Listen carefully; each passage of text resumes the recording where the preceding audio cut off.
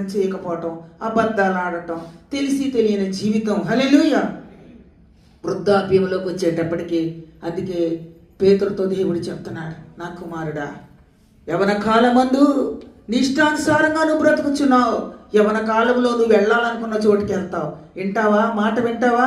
యవన కాలంలో ఎవరు లెక్కలేరు. ఆరోగ్యం ఉంది, అన్నీ ఉన్నాయి, డబ్బులు ఉన్నాయి, నడవగలవు, కాళ్ళు నొప్పులు లేవు, తలపోటు లేదు. యవన కాలంలో నడవగలవు. కానీ నీకు ఒక దశ, వృద్ధాప్య దశ. హల్లెలూయా. అప్పుడు నిన్ను ఎవరో ఎత్తుకొని తీసుకొని వెళతారు. హల్లెలూయా. ఈ నా తండ్రి చెప్పిన వాక్యం 89 సంవత్సరాలప్పుడు నేను దుబాయ్ నుంచి నేను ఇండియాకు వెళ్ళినప్పుడు నా తండ్రికి 89వ సంవత్సరంలో ఆయనకి పెరాలసిస్ వచ్చింది. నాకు కాల్ చేసమ్మా, నా కాలు షుగర్ ఉంది ఆయనకి వచ్చినప్పుడు.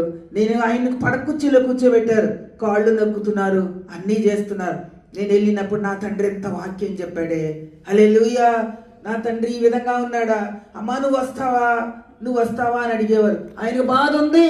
అలాగని ఆయన, అమ్మగారు మీరు అనుకోవచ్చు ఎందుకు పెరాలసిస్ వచ్చింది, వయసుకు సంబంధించిన లోకానుసారమైన. నా తండ్రి ఇంత సేవ చేస్తే 89 సంవత్సరాలకి వాయిస్ ఇచ్చావు, నా తండ్రిని సంఘం ఇలా కూర్చోబెట్టారు అని అడిగితే ఆయన నన్ను అడిగారు, అమ్మా దేవుడు నాకు వాయిస్ ఇచ్చాడు కదా, నన్ను ఇలా కూర్చోబెట్టారు మీ అక్క మీ బావ అని అడిగారు. ఆయన పట్టుకొని అడిగారు, డాడీ నాయనా మీకు సేవ చేయాలని ఏముంది మీకు అన్నాను. నాకు ఇంకా వాక్యం చెప్పాలని ఉంది. హల్లెలూయా. అప్పుడు ఈ వాక్యాన్ని ఎత్తి చెప్పారు, పేతురు నీకు వయసు వచ్చినప్పుడు నిన్ను ఎవరో ఒకళ్ళు మోసుకొని వెళ్ళాలి. యవన కాలమందు నీవు ఇష్టం వచ్చినప్పుడు నువ్వు వెళ్తున్నావు, కానీ వృద్ధాప్య దశలో నిన్ను మోసుకొని వెళ్ళాలని దేవుని వాక్యం తెలియదా నీ అక్కకి నీ బావకి? నన్ను కూర్చోబెట్టారు. వెళ్ళాను.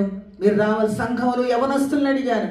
నాడి మా చర్చి పైన ఉంటారు, కింద నుంచి వెళ్ళటం. ఆయన చాలా హెవీ ఫిజిక్, మా డాడీ చాలా హైట్, చాలా మనిషి, చాలా బలంగా ఉంటారు. అయితే మీకు వాక్యం చెప్పాలని ఉందా?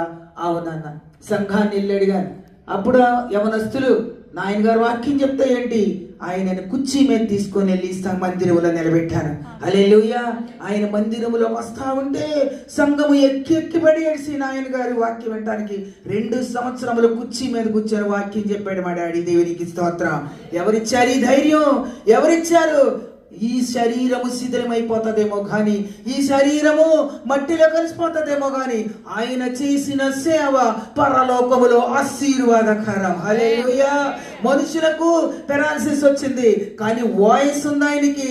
2 సంవత్సరములు ఆయన వాక్యం. నా కూతురు దుబాయ్ నుంచి వచ్చింది, ఎలా తీసుకొస్తామని అడిగారు మా బావగారు. ఎవరైతే నా తండ్రిని ఎత్తి తీసుకొని వెళ్ళి ఎలా తీసుకొస్తారు పైకి? ఎలాగో తీసుకొస్తారు. దేవునికి స్తోత్రం.